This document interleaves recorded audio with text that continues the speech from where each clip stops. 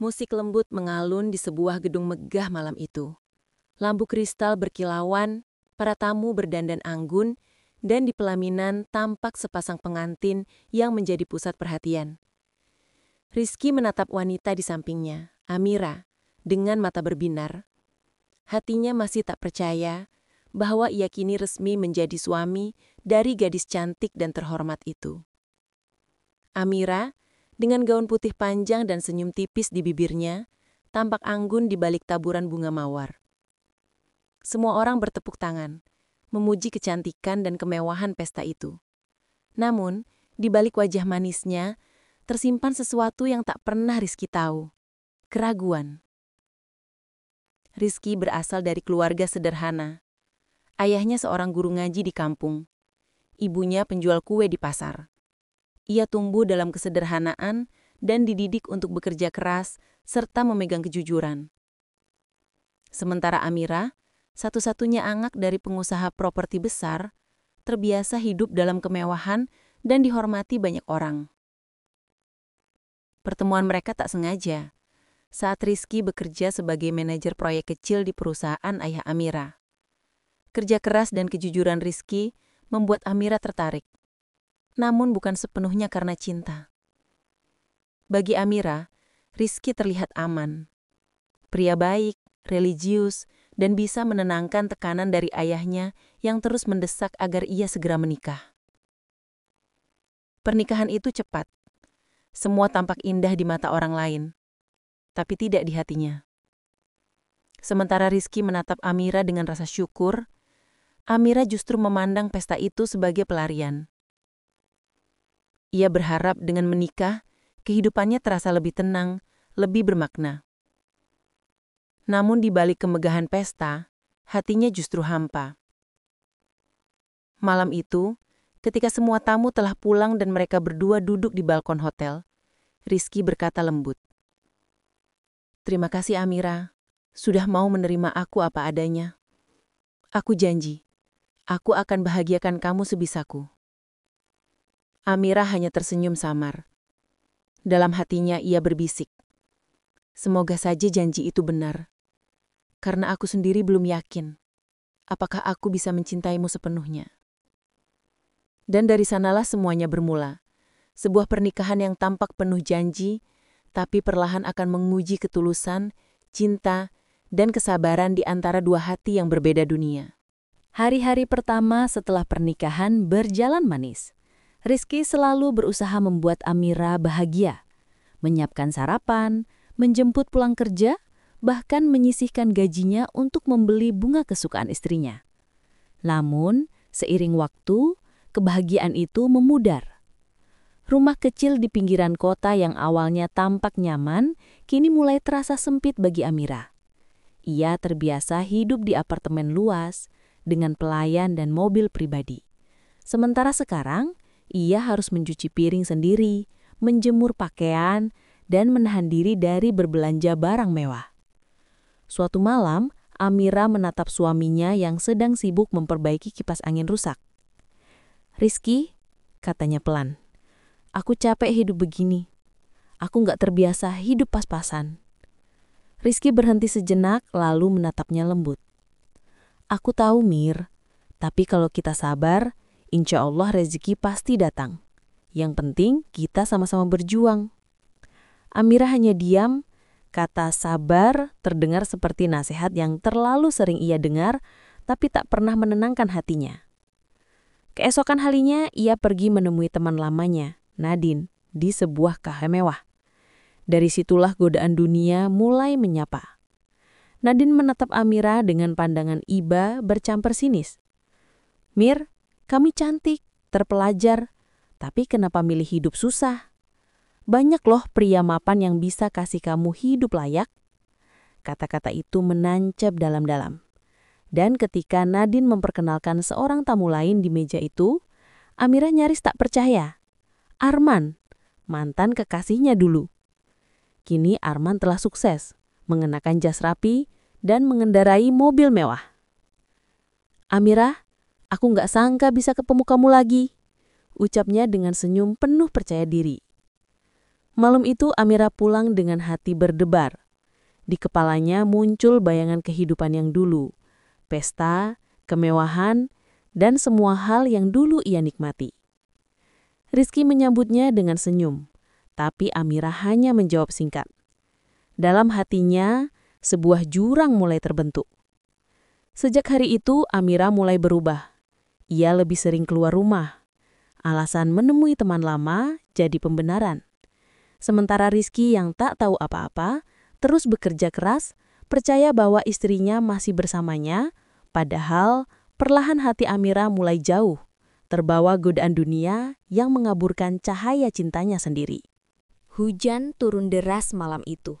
Rizky baru pulang dari lembur, tubuhnya basah kuyup. Tapi wajahnya tetap tersenyum saat melihat lampu rumah masih menyala. Namun langkahnya terhenti ketika melihat meja makan kosong dan tak ada tanda-tanda Amira di rumah. Ponselnya bergetar. Satu pesan masuk. "Maaf, aku keluar sama teman. Jangan tunggu aku." Pesan itu singkat, tapi membuat dada Rizky sesak. Ia menatap layar lama, lalu menarik napas panjang. Mungkin Amira butuh waktu, pikirnya mencoba menenangkan diri. Namun malam demi malam berlalu, dan keluar dengan teman menjadi kebiasaan baru. Amira jarang di rumah, jarang bicara, bahkan jarang menatapnya. Rizky mulai merasa kehilangan seseorang yang masih tinggal di rumah yang sama. Sampai suatu hari, saat hendak mengambil ponsel Amira yang tertinggal di meja, tak sengaja ia melihat pesan dari seorang pria. "Kamu cantik malam ini. Seandainya dulu aku tak melepaskanmu." Rizky membeku. Nama pengirimnya Arman. Jantungnya berdegup kencang. Ia ingin marah, ingin bertanya, tapi tubuhnya lemas. Malam itu saat Amira pulang, ia hanya duduk diam di ruang tamu, memegang ponsel itu di tangan. "Mir," suaranya bergetar. "Aku cuma mau tahu satu hal." "Kenapa?" Amira menunduk, tak berani menatap. "Apakah aku kurang baik padamu? Kurang cinta? Kurang rezeki?" Air mata menggenang di mata Rizky. "Aku hanya ingin kamu jujur." Amira menggigit bibir, lalu berkata lirih, "Aku cuma lelah, Rizky. Aku nggak bisa terus hidup begini. Aku nggak cocok hidup miskin." Kata-kata itu menghantam jantung Rizky. Ia menatap istrinya lama, kemudian berkata pelan, "Kalau begitu, mungkin aku bukan yang kamu butuhkan." Tak ada teriakan, tak ada amarah, hanya sunyi yang menyayat. Amira menunduk, lalu perlahan melangkah pergi meninggalkan rumah yang dulu mereka bangun bersama. Rizky terdiam dalam sujud malamnya. Air mata mengalir deras bukan karena kehilangan harta, tapi kehilangan seseorang yang pernah ia doakan di setiap tahajudnya.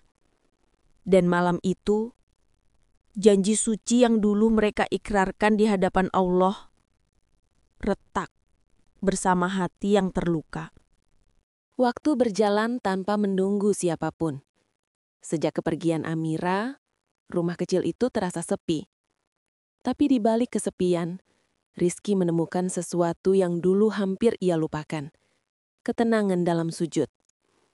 Ia tak lagi mencari penjelasan atas takdir. Ia hanya berusaha memperbaiki diri. Setiap subuh, ia menjadi orang pertama yang datang ke masjid. Siang hari, ia bekerja membantu teman membuka usaha percetakan kecil. Malamnya, ia belajar membaca Al-Quran bersama anak-anak kampung. Perlahan, hidupnya berubah. Bukan jadi kaya, tapi lebih tenang. Sementara itu, kehidupan Amira berjalan di arah sebaliknya.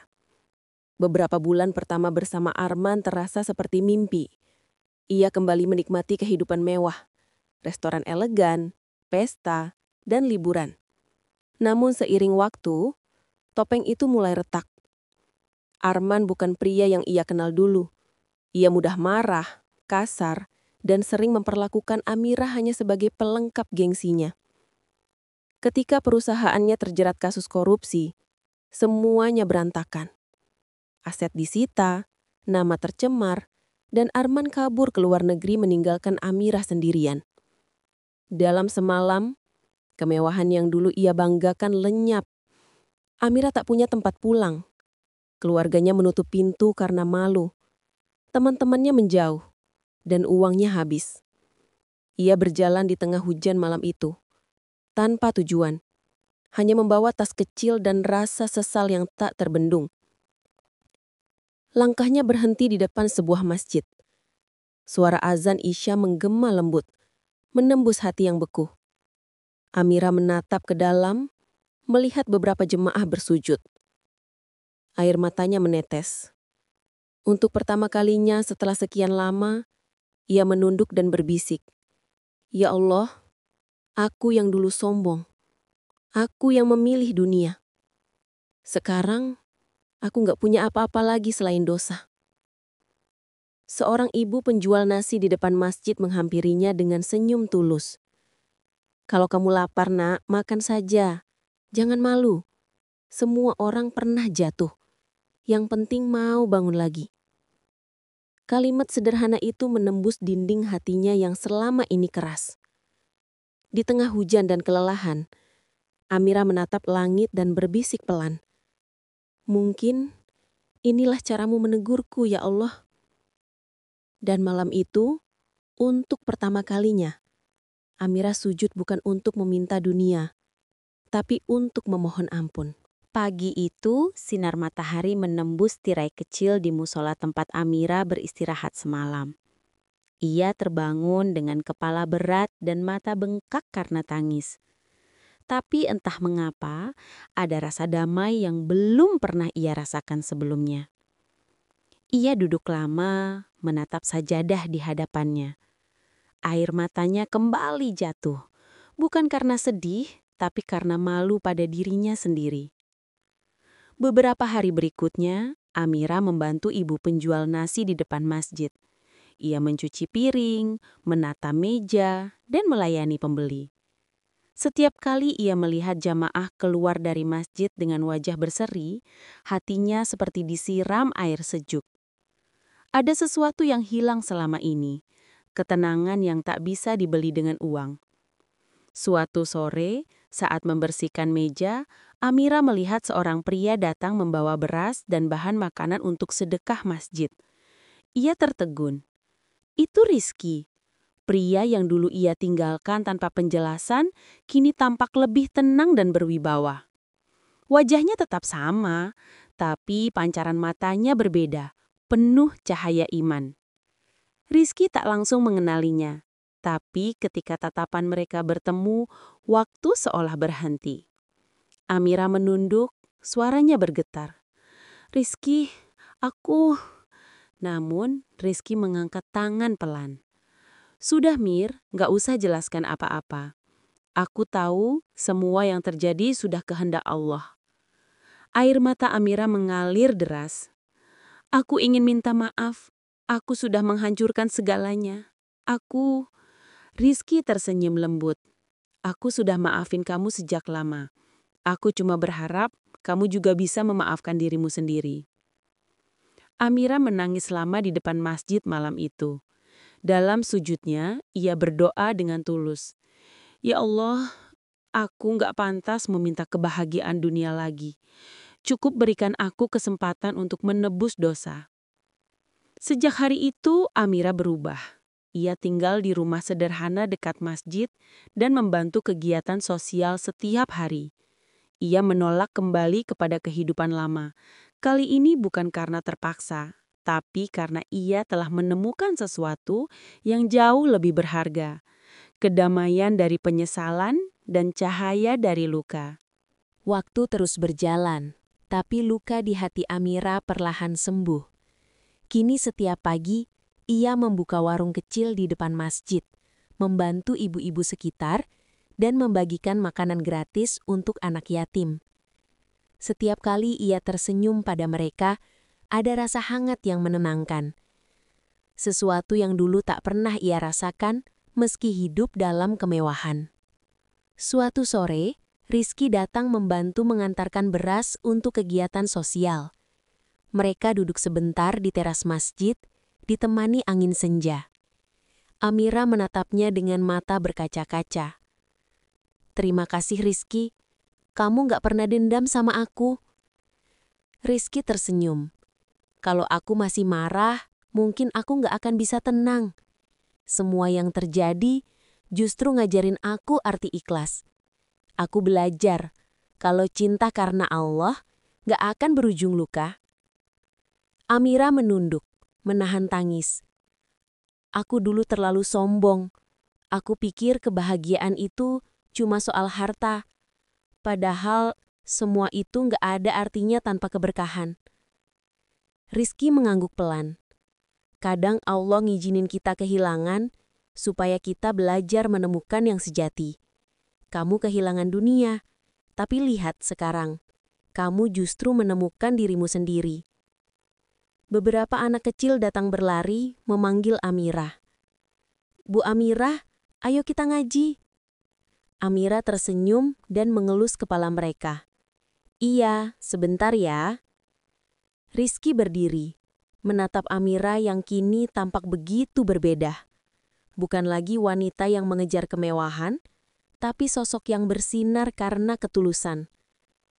Sebelum pergi, ia berkata pelan, "Aku doakan kamu selalu dalam rahmat Allah, Mir." Amira menjawab lirih, "Dan aku doakan kamu mendapat kebahagiaan yang lebih baik dariku." Ketika senja turun perlahan, Amira menatap langit. Dulu ia mengejar cahaya dunia, tapi kini ia hanya ingin didekati oleh cahaya iman. Ia tersenyum sambil berbisik dalam hati, "Menikah karena harta membawaku pada keruncuran. Tapi kehilangan segalanya justru membawaku menemukan Allah. Inilah jalan yang tak kusangka." Dan di bawah langit yang memerah, Amira sujud lama, bersyukur bukan karena hidupnya mudah, tapi akhirnya ia mengerti bahwa cinta sejati hanyalah ketika hati memilih untuk kembali kepadanya.